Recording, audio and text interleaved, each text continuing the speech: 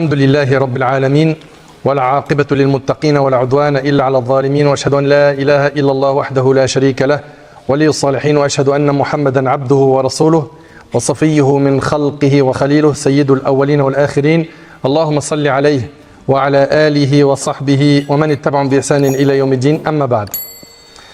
Mes chers frères et sœurs, le thème de cette khutbah avec l'aide d'Allah Tabarak wa Ta'ala est après la difficulté vient la facilité. Après la difficulté vient la facilité. On vit une période où de plus en plus les gens tombent dans le désespoir. On vit une période où les épreuves s'intensifient sur notre communauté. Les épreuves s'intensifient sur nos foyers, nos sociétés. Et nous avons malheureusement des gens de notre communauté, des musulmans et des musulmanes, qui arrivent à dire « ça y est, j'ai plus le moral, je l'ai perdu, j'en peux plus » et ça y est, ils sont au bout de leur vie. Toute personne musulmane, croyante, qui chemine vers Allah Tabarak wa Ta'ala, qui connaît un minimum sa religion, sait que cette voie qui a été empruntée par certains, qui est le désespoir, est une voie d'égarement.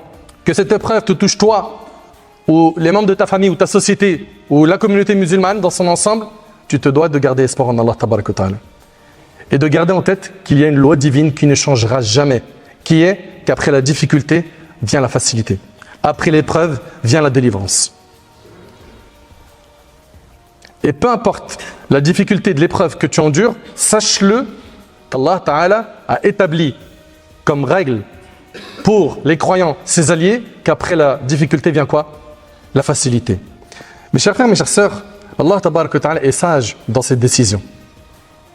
Allah Tabarak wa Ta'ala, tout son destin ne contient que de la sagesse. Et ça, j'aimerais qu'on le garde en tête. Allah Tabarak wa Ta'ala est capable de tout. Il connaît notre situation. Il peut en un instant dissiper nos soucis.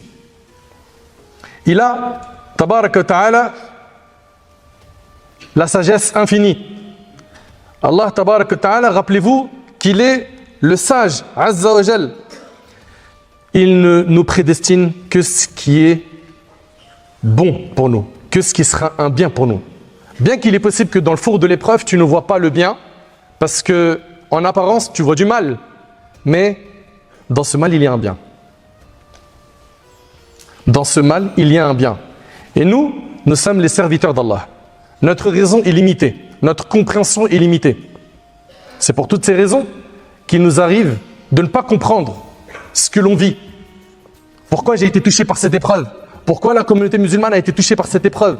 Il faut que tu comprennes qu'il y a des choses qui nous dépassent, qui font partie de la sagesse d'Allah. Allah Tabarak wa Ta'ala, lorsqu'il nous touche par un bien, qu'est-ce qui nous est demandé à nous croyants?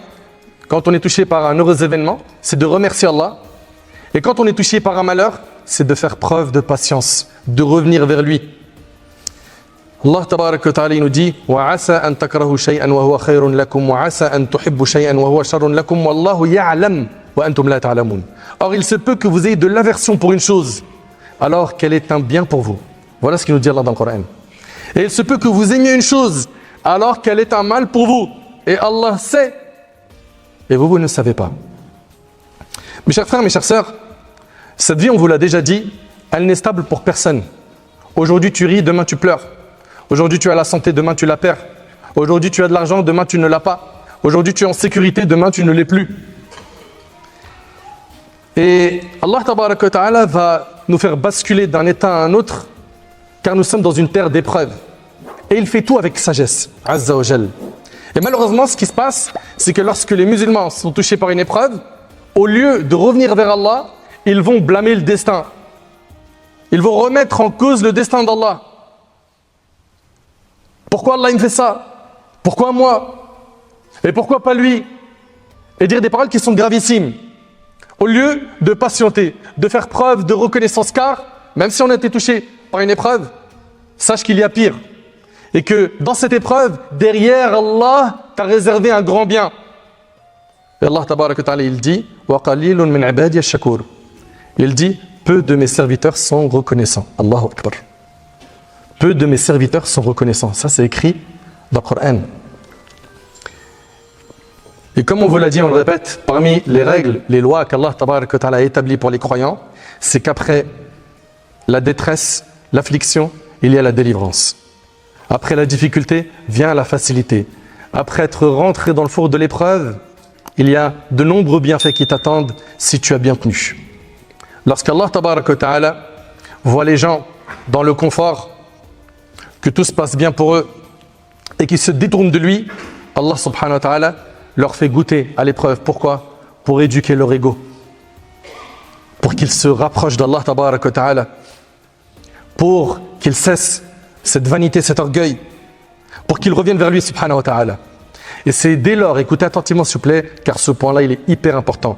Et c'est à partir du moment où la relation avec Allah s'améliore, le comportement s'améliore, l'âme se purifie. C'est à partir du moment où on montre à Allah Tabarak wa Ta'ala qu'on dépend de lui, que nous sommes les pauvres et qu'il est le riche par excellence. C'est dès lors que tu fais preuve d'humilité et que tu montres ta petitesse face à la grandeur d'Allah Tabarak wa Ta'ala, que avec les doigts et tes efforts, Allah Tabarak wa Ta'ala fait descendre la délivrance.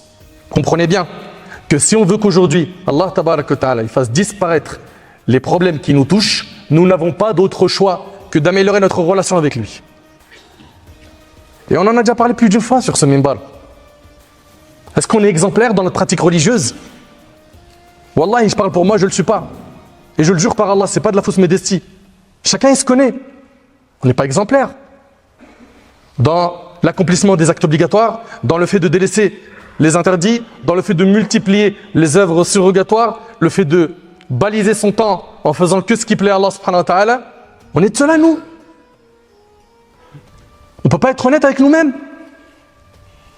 On veut le secours et la délivrance sans sacrifice, sans effort. Si on veut la délivrance pour nous, pour la Ummah, on doit commencer par se réformer soi-même. Il y a plein de gens qui ne comprennent pas que ce qu'on paye à l'échelle de la Ummah, il est possible que ce soit à cause de moi, à cause de toi. Mais ça, on ne veut pas l'entendre. Mais Allah Tabarak wa Ta'ala a fait en sorte, Azza wa Jal, par sa sagesse, que lorsque l'épreuve s'intensifie, les croyants, les alliés d'Allah ont le droit à quoi? À la délivrance. Tôt ou tard, la délivrance, elle vient. Surtout quand l'épreuve commence à devenir trop dure à supporter, cela est un signe que la délivrance est proche. Et pourquoi est-ce qu'Allah Tabarak wa Ta'ala les délivre quand ça s'intensifie? Pour pas que ses serviteurs tombent dans le désespoir. Qu'ils tombent dans le désespoir et qu'ils renient leur foi. Qu'ils s'écartent du chemin d'Allah Tabarak wa Ta'ala. Allah Tabarak wa Ta'ala il dit Sayaj'alu Allahu ba'da usrin yusra. Allah fera succéder l'aisance à la gêne. Et Allah Tabarak wa Ta'ala a dit Fa inna ma'al usri yusra, inna ma'al usri yusra. La difficulté s'accompagne toujours d'une facilité. Oui, la difficulté s'accompagne toujours d'une facilité. Ceci est la promesse d'Allah. Toute difficulté, si grande soit-elle, s'accompagne d'une facilité. Subhanallah.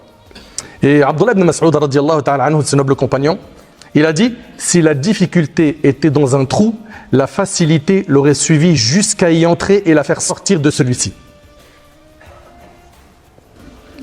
Et il a dit, Ibn Mas'ud radiyallahu anhu, et il a dit par la suite, une difficulté ne peut pas avoir le dessus sur deux facilités.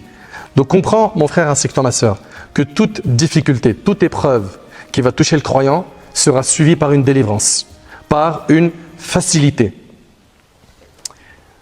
Et toute personne qui sait cela ne tombera pas dans le désespoir. Ne tombera pas dans le désespoir. Wallahi al-azim, il n'y a pas très longtemps, j'ai reçu des messages, ça y est, j'ai plus le moral, genre, je suis éteint, je suis anéanti.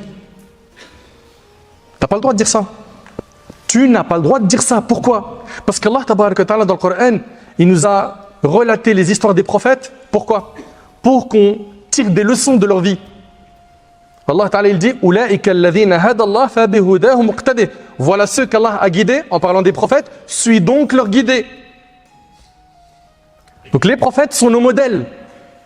Et en regardant comment ils se sont comportés, on grandit dans notre spiritualité, dans notre compréhension de la religion. Aujourd'hui malheureusement, il y a des musulmans et des musulmanes qui pensent que la délivrance va venir par tel personnage, ou tel peuple, ou tel groupe. La délivrance vient d'Allah Tabarak wa Ta'ala. N'attache ton cœur qu'à Allah. N'attache ton cœur qu'à Allah tabarak wa ta'ala. Le prophète alayhi salatu wa sallam a dit, l'affliction s'accompagne d'une délivrance et la difficulté s'accompagne d'une facilité rapportée par l'imam al-Hakim. Donc comprenez mes chers frères et mes chères sœurs que lorsque l'épreuve s'intensifie, c'est que la délivrance est proche. Bi-idhnillahi tabarak wa ta'ala.